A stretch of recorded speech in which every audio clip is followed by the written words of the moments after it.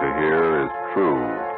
Only the names have been changed to protect the innocent. Fatima Cigarettes, best of all long cigarettes, brings you Dragnet.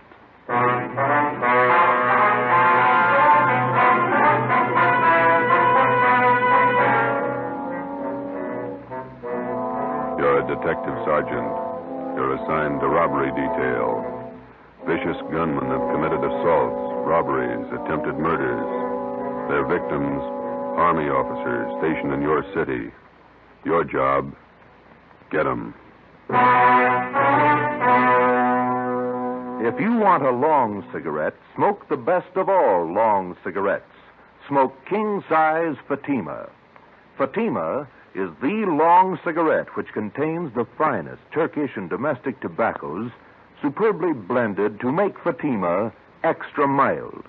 And that's why Fatima has a much different, much better flavor and aroma than any other long cigarette. That's why Fatima has more than doubled its smokers coast to coast. So, enjoy Fatima, the best of all long cigarettes.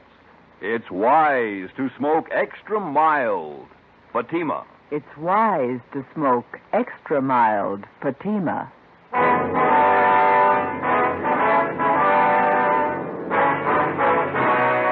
Dragnet, the documented drama of an actual crime. For the next 30 minutes, in cooperation with the Los Angeles Police Department, you will travel step by step on the side of the law through an actual case from official police files. From beginning to end, from crime to punishment, Dragnet is the story of your police force in action. It was Wednesday, February 3rd. It was cold in Los Angeles. We were working the night watch out of robbery detail. My partner's Ben Romero. The boss is Thad Brown, chief of detectives. My name's Friday. It was 1:45 a.m. when we got to Highland Park Division. Booking desk. Hi, Shepard. Oh, hi, Friday, Ben. Hi. Brings you out here. We've got one to book, Shep. You want to do the honor? Okay. Just a minute. I want to sharpen this pencil. Right. All right, Jackson. Take it easy. Yeah. Relax, huh? Jerks. Okay. Yeah, let me get a new form in the machine. All right, what's your name? Roy Jackson. Address? 414 Alabama Street. Age? 23. Location of arrest? 1730 West Hill, the old Ranger Tavern. Ranger Tavern. Time of arrest? 11:25 p.m. Charge? Suspicion 211 PC. PC. Come on. Let's get this over with. Hey, you got lots of time. Let's check your property. All right, Jackson, everything out of your pockets. Put them on the desk.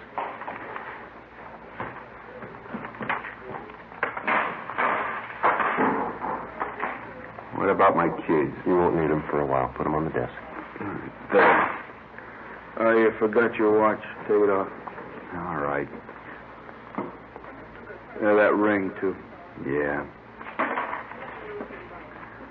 That everything? I'll shake him down.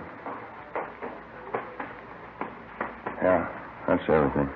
Okay, let me list it here. 1 brown man's wallet. Contents. I'll call them off to you, huh? Okay. 1 black pocket comb. Pocket comb. You got that? 1 keychain and ring with 2 5 keys. Good luck charm on it. 5 keys.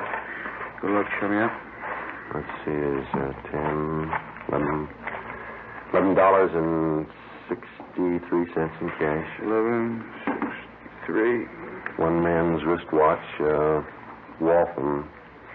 1 man's ring. You got that? Yeah. Yellow metal, the ring. Ring. And a white stone. It's a diamond ring. That's gold. 1 man's fountain pen. Fountain pen. That's it. Yeah, okay. Just put all the stuff in the envelope.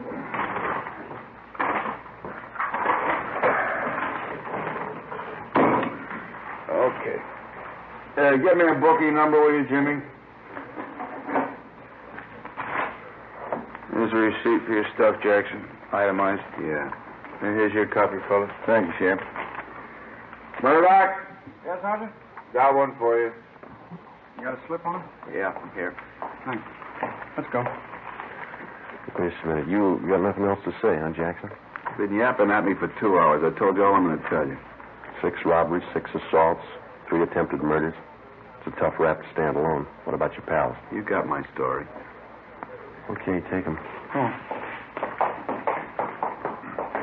Stubborn. Yeah. We better get the arrest on the teletype. All right. What? 2 a.m. It's a long day. Fat Brown coming in the door. Yeah. All right, Chief. Hi. What are you doing out here this time of the morning? On my way home, but I dropped by and called the office. Forgot something. About Jackson. Do any good? Not much. He's got a story. He's sticking to it. Where'd you pick him up? Bar on Hill Street. We booked him here. It's out of the way. Jackson finger any of the gang? No, question him 2 hours. You did got a smoke? No. Yeah. Here you go. Well, let's go in this office. Sit down a minute. It's a good idea. My feet are killing me. Pretty hard to figure this thing. All right. Yeah. Thanks. Gang of cheap hoods, armed with the teeth, slugging, shooting their way around town, coming from all directions. We got it fairly well narrowed down, and 9 out of the 10 jobs they pulled, they operated either in San Pedro, the central area, or Hollenbeck. Still haven't any idea why they pick Army officers for their victims. Jackson wouldn't tell us why. They're most still the same? They haven't switched? Not a bit. The hold-up men still dress as Army enlisted men. They steal a car, offer rights to officers, slug them, rob them, then shoot them. Same thing, 10 times over. Has the Army checked their personnel out at the fort? Keeping tabs on as close as possible. I don't think it's the work of any bona fide enlisted men, though. Well, we'll haul out Jackson and talk to him again in the morning. Maybe he'll be ready to tell us something by then. I'll stay after him. If you need any more men from Metropolitan to help out on this thing, let me know. Okay, Skipper. You better make that call and get home. Late. Yeah.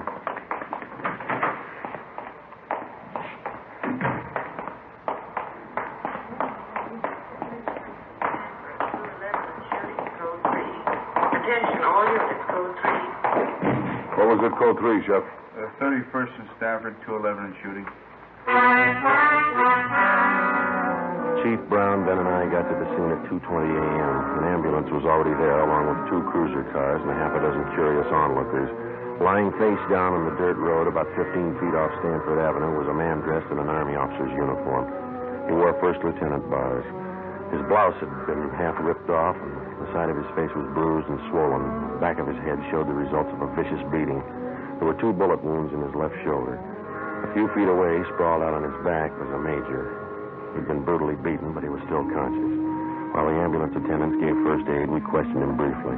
Both bodies were lying 30 feet from the interurban railway tracks. Feel up to telling us how it happened? Hit me on the off with the gun. Can't talk too well. No, don't try to get up, Major. How's Lieutenant Kelly? He was with me. He'll be okay, and they're getting him in the ambulance. We were hitchhiking downtown, Kelly and me. 2 men in the gray sedan picked us up. Took us on back to the fort. How were the men dressed? You remember? Too much noise. What do you say? What was that? The PE train going by. Now, can you tell us about it? Enlisted men. One is a tech sergeant, another one private. He said they'd drive us back to the fort in a gray sedan Pontiac. Excuse me, Sergeant. Oh, sure. I'll have to take care of those face wounds. You can go ahead. Okay. Did you see the license number on their car? Too dark now. Gray sedan. Pull guns, stop the car here. Took our money, everything. This'll sting a little. Yeah, it's good. You think you'd recognize the men if you saw them again? One was tall, 6'2", I guess. Think I know. They shot Kelly. He tried to run. They shot him. How is he? He's okay. Is there anything else you can tell us about the men? Ambulance is ready. I'll take him. We can talk to him later. All right, Ron. Yeah.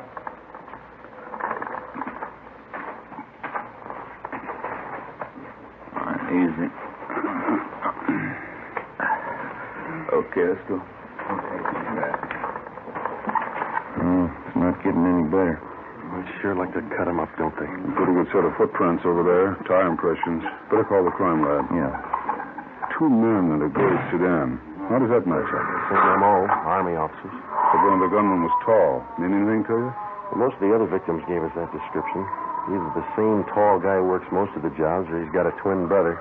The stats office make a run on the description for you? 4 different times. Nothing yet. I'd better get this new information on the air right away. Yeah. We steal a different car for every job, and the morning after we find the car, usually clean, no prints. Well, this thing doesn't add up in my book. Army officers aren't loaded with... I said Army officers aren't loaded with dough. These punks are after something else besides money. What do you mean? Well, for every dollar they steal, they break a bone. How does that shape up to you? You think they like to draw blood? I think so. I think they're pointing for murder. What's the motive, Chief? Oh, forget the motives. I don't care what their reason is. Somebody's robbing and shooting. It's our job to stop them. That's the trouble with motives. How do you mean? They always show up after the murder. 2:40 a.m. The crime lab crew arrived and went to work searching the area for evidence and taking casts of the footprints and tire impressions. The chief of detectives, Ben, and I drove back to Georgia Street Receiving Hospital in time to watch the doctor remove 2 .38 caliber slugs from the shoulder of one of the victims. From his ID bracelet, he was identified as Harold Kelly, 1st Lieutenant Signal Corps, U.S. Army. The other victim was Major Richard Farmer, Signal Corps. I initialed the slugs for evidence, and then we drove back to the crime lab and dropped them off. The next morning, before they were transferred to a military hospital for further treatment, we talked with Lieutenant Kelly and Major Farmer, and filled out a robbery report and one for a crime against person. At 5 minutes past 10, we checked back into robbery detail. Better see if we can get a stenographer in here. There's a lot of paperwork to catch up on. Yeah, I'm going to have to learn shorthand. Romero, Joe? Yeah, Ed? Come in a minute, will you? Right. They picked up the gray sedan using that job last night. Where? Out on Laguna, about a block from Echo Park. They find any? Nothing. The boys from Leighton Fingerprints called just before you came in. They dusted the car inside out. No luck. That Roy Jackson we picked up last night. Has homicide got the stakeout on his apartment? Yeah, Fremont and Tetrick. Nothing yet. What'd you find out at the hospital this morning? Well, we talked to Lieutenant Kelly and that Major Farmer again. Oh, they're still in bad shape. You have anything to add? No. We got their crime reports and a list of the property taken, gave it to the pawn shop detail to put on the stolen property list. What are the hold-up men doing with all the stuff they grabbed? Watches, cigarette cases, men's jewelry? It's all on the stolen property list. Pawn shops have been alerted. It's not showing up. Robbery Walker. Yeah, just a minute. You, Joe. Oh, thank you. Friday. Galley. Yeah. We'll meet it. Bye. Lee Jones. He just ran a make on the 2 slugs they took out of the lieutenant's shoulder. Yeah? They came from the same gun that wounded 4 of the other victims. Figures. How about the footprint casts they took out there last night? No, it didn't work out. Lee said he tried matching them up with that set of prints we came across on that job Sunday. There's no match. All right, G. Bad. Sit down. Thanks. You fill them in yet, Walker? Not yet. Just going over last night's case. What do you got? Walker and I were talking over this morning before you 2 checked in about these Hitch-Hike Bandit jobs. Yeah. We tried everything short of a blockade to grab the hold-up men. It's obvious it's not working. How about the Army brass? They're doing all they can already. It's up to us. We're going to need more men and better coverage. What are you figuring on? System decoys planted around the city and every area these Hitch-Hike Bandits have been operating in. Doesn't take a lot of men, isn't it? Be worth it if it pays off. About 50 or 60 men should do it. They'll be dressed as second lieutenants all the way up to colonels. They'll travel in pairs. They're going to bunk out at the fort? If we can arrange it, yeah. They'll be instructed to hitchhike their way around town. Bulk of them will operate between 8 p.m. and 6 a.m. What kind of support they going to have? You men in robbery and homicide. I'll have a special detail of cars from Metropolitan Unit to help cover the unprotected spots. When does it start? Tonight. No use waiting. You fellas might as well pass the word down the line. No time off till the gang's locked up. Okay. We got to get those punks and get them fast. We got the men and the machinery, so there's no reason for not stopping them. No excuses. Understood? Yes, sir. Excuse me. Robbery Walker. Oh, hello, dear. Yeah, I know, but I can't make you anything. Let's go, Joe. No. We'll have to. You just go right ahead and you'll have to explain to me, I guess. Here. What's that? A nickel. Call yours. 8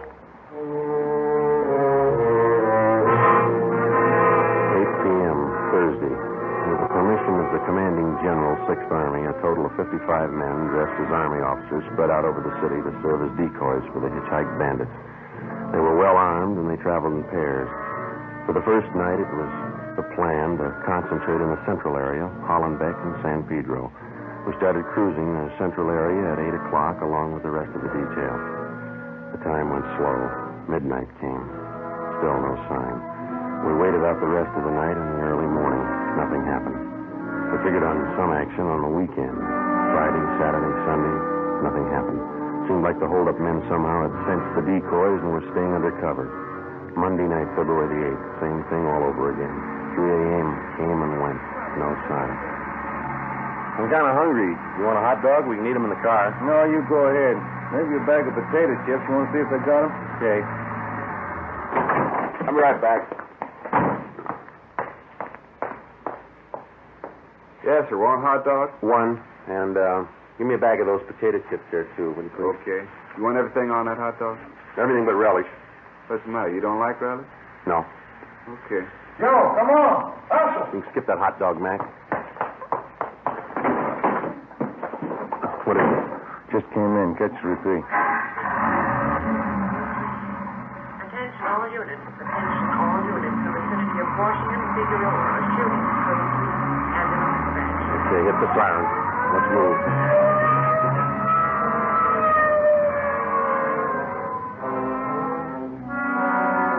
When we got to the scene, neither of the two victims were identified as police decoys. One of them had already been placed in the ambulance. Ben went over to talk to him. The second victim was still lying in the street, his chest riddled with bullet wounds. Two figures bent over him, an ambulance attendant and a priest. On that heavenly Jerusalem where God shall wipe away the tears from your eyes, where there shall be no more sorrow, no more sickness, no more death, where you will live forever in possession of that happiness which the eye hath not seen nor the ear hath heard, neither hath it entered into the heart of man what things God hath prepared for them that love him. Same set up, Joe. Hitch-Hike man. Yeah. Other victim can't help us much. How about this man? Now, wait a minute. In the name of the Father, and of the Son, and of the Holy Ghost. Amen. There's your answer.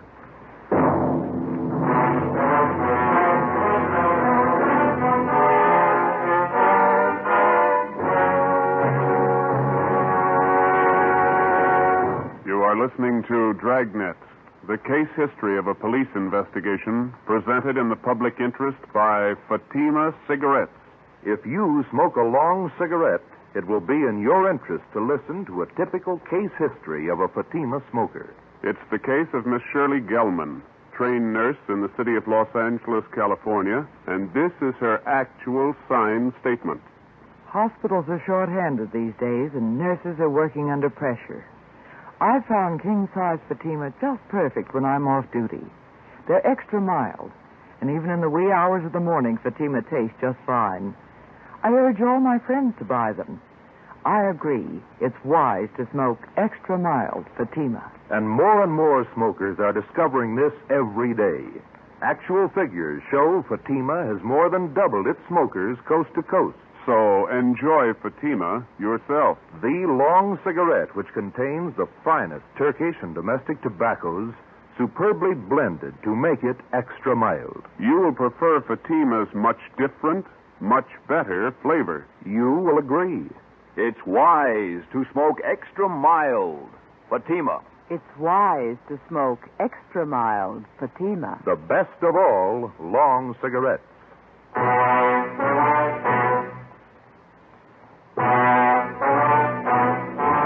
Wednesday, February 10th, at the inquest, the murder victim was identified as Marine Corps Lieutenant Robert Paul Lawrence, age 24. The bullets removed from the body at autopsy were taken to the crime lab where the ballistics men ran them through. They were fired from the same gun used in the previous hold-up shootings by the Hitch-Hike Bandits. The companion of the victim at the time of his murder could add little to what we already knew as far as the descriptions of the gunmen were concerned. The following morning, Ben and I drove out to the home of the murdered man to interview his father, a colonel, Marine Corps, retired. Black wreath on the door. Yeah. It's a big house, isn't it? Mm-hmm.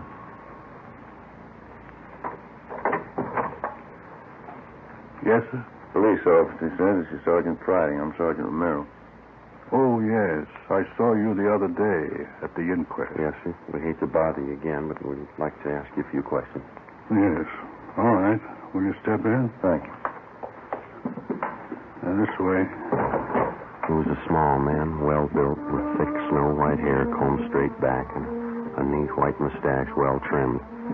He walked deliberately with his shoulders thrown back as he showed us into a large living room richly furnished. A picture of the Battle of Belleau Woods hung over the large fireplace. The rest of the pictures in the room were of famous Marine Corps officers. Now, gentlemen, how can I help you? It's about your son, Robert. We didn't want to bother you at the inquest. Yes. I guess I don't have to tell you. Bob's death was a blow. Yes, sir. He's been staying here with me from time to time since my wife died last year. House this big needs people. Just myself, the wife gone. Yes, sir. We'll only take a minute. You see, everything had been taken from your son, and we'd like to find out if you know what personal property he was carrying at the time he was... Well, I don't know. I guess he had the usual things, a few dollars, his wallet, St. Christopher medal, silver, his watch. Was the St. Christopher medal valuable? Oh, not too much, no, not monetarily. And that watch? Well, yes, that was worth something, a pocket watch. I gave it to Robert when he was commissioned at Quantico. That's his graduation picture on the mantel. Here. This is Robert. Yes, sir. Fine boy, Sergeant. Robert was a good Marine. You think you could describe the watch for us? Gold pocket watch. Cost quite a bit when I bought it for him. There's some engraving on the inside of the cover. What is it? Says, from an old Marine to a young one. Signed Dan. Anything else about it, sir? Very fine jeweler friend of mine made the watch. It has small chimes inside, and when you push the lever on the side, it chimes the hour and nearest quarter hour. Very clever. Yes, sir, I see. As far as you know, then, those are all the valuables he had with him. Yes. All right, Colonel Lawrence. Thanks very much. Oh, you don't have to rush off. Can I fix you a cup of coffee? Stay a while, won't you? I'm sorry, Colonel. We have to get back to the office. Oh. Well, let me show you to the door. I hope I've been of some help to you. You're not feeling too well. You've helped a lot, sir. Thank you. Thank you. Goodbye.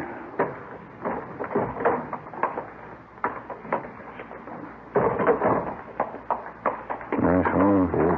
Beautiful furniture. Everything a man could want. Except the sun. For the next 6 days, we got nowhere. Both robbery and homicide details stayed at work on the case.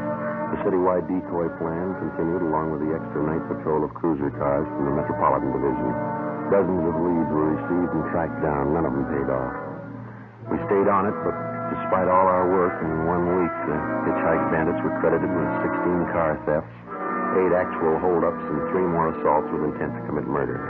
February 18th, 2 p.m. Ben and I were called to Captain Walker's office. Close the door, will you, Ben? Oh, yeah. What is it, Ed? Both of you know Burdick here, theft detail? Oh, yeah. Sure. You want to tell him what you just told me, Burdick? Yeah, I was just telling the captain. I was on night watch last night with Dragnet, and we picked up this guy for grand theft auto. Got him out in the bowling alley on Vermont. Yeah. Well, Resnick and I didn't think too much about it. We took him into Central and had him booked. Gave his name as Clyde Black. As I say, I didn't think too much about it. But on the way into work, I got to thinking. This fellow comes pretty close to the description of one of your Hitch-Hike Bandits. Yeah? Yeah, he's pretty tall, 6'2", dark hair, dark eyes. Pretty tough. Is he still in jail? Still there. Anybody else talk to him besides you? Resnick and me, that's all. Here's the mug shot we got on him last night. Take a look. Let me see. It seems pretty close. You got a home address on him? Yeah, our place out on South Flower. Here's the number. Thanks. Oh, yeah, there was something else. Struck me kind of funny. What's that? When we booked the guy in last night, Yeah? in his back pocket, he had a St. Christopher medal. Ben, Ed Burdick, and I drove out to the address on South Flower Street, which the prisoner, Clyde Black, had listed as his home address. It was a rooming house, and the landlord remembered Black, but he hadn't lived there for 2 months. He gave us Black's forwarding address, an apartment on MacArthur Drive. There, the manager told us he hadn't lived in the building for at least a month. He had moved and left no forwarding address. We put tracers through on him with DMV, our business office, and with local merchants in the neighborhoods where he had lived. By 6:30 p.m., we had an answer. An apartment on Pico Boulevard, just east of Alvarado. At 7 o'clock, we were on our way up in the elevator to the third floor of the apartment house.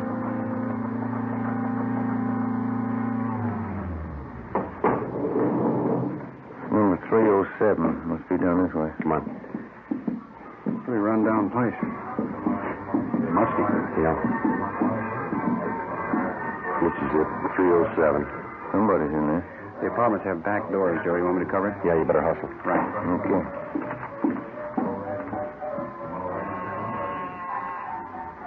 Stop talking. Yeah, what is it? Mailman, registered letter. Okay. Give me. Police officers. Move your guys. Stop, Joe. Hey, they're going out the back, Ben. Watch it. Verdict got him stopped out back. All right, you now cut it. Let me go you. That's one of them. One more, Joe, here. There were three. All right, let's go inside. Come on. Yeah. That's all of them. Watch them, will you, Bertie? Yeah. All right, let's look around, huh? Yeah.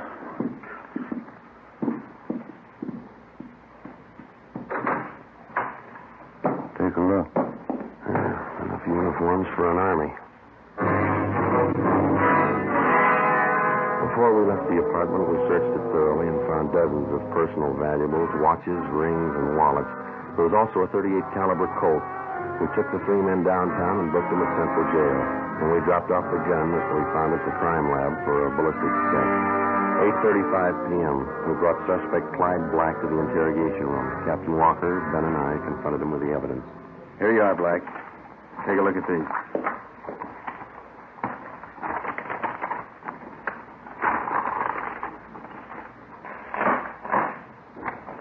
Well, they're not mine. We know that. Never saw them before. Watches, jewelry, wallets, they were found in your apartment, all of them. They weren't. Take a close look. Auto theft, that's all you got me on. Yeah. I won them. I won the stuff in the crap game. You must be lucky. Crap game, I tell you. That's how I got it, in the crap game. Why not do it easy, Black? Let's call a stenographer and get it over with. How much evidence do you want? I didn't do it. I get it. Interrogation room Friday. Yeah. All of them? Fine. Thank you. The gun, Black, they checked it. I didn't do it. Your gun killed that Marine. Your prints are all over it. It was one of the other guys, Max. Max, it was him. Him and Johnny. You ready to dictate a statement? Put them on the file. Why me? You talk to Max. Talk to Johnny. Ed, hand me that, will you? Yeah. Here. Thanks. We got this watch out of your apartment, too, Black. Where'd you get this? Which? This one right here, the pocket watch. I don't know. Don't tell us you won it in the crap game. It's not mine. I never saw it before. Beautiful watch. It's engraving on the inside cover. Yeah, look here. From an old Marine to a young one. It's not mine. Let me show you how it works. Push this lever here, see, on the side?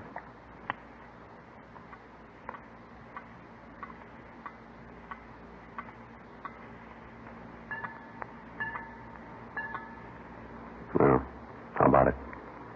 I hated them. I hated all of them. Everything about him. That lieutenant. I had to kill him. He was going to get away. I had to kill him. I had to. Why'd you pick on officers? They had it coming. Pushing guys around. I hated them. I hated every lousy bone in their bodies. I'll get the stenographer. Yeah. Then knock off and go home. You too, then. I had to kill him. I hated him. I'll tell them that. I'll tell them like I told you, just like I told you. Yeah, they'll believe you, mister.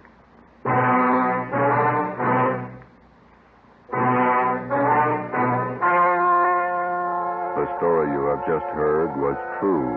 Only the names were changed to protect the innocent. On June 17th, trial was held in Superior Court, Department 87, City and County of Los Angeles, State of California. In a moment, the results of that trial. It's amazing how many long cigarette smokers are changing to Fatima. Here is the actual report. From coast to coast, king-size Fatima has more than doubled its smokers. Yes, more and more smokers every day are discovering that Fatima is the best of all long cigarettes. Long cigarette smokers find Fatima has a much different, much better flavor and aroma. Long cigarette smokers find that Fatima is extra mild because it's the long cigarette which contains the finest Turkish and domestic tobaccos superbly blended to make it extra mild. So enjoy extra mild Fatima, best of all long cigarettes. It's wise to smoke extra mild Fatima. It's wise to smoke extra mild Fatima.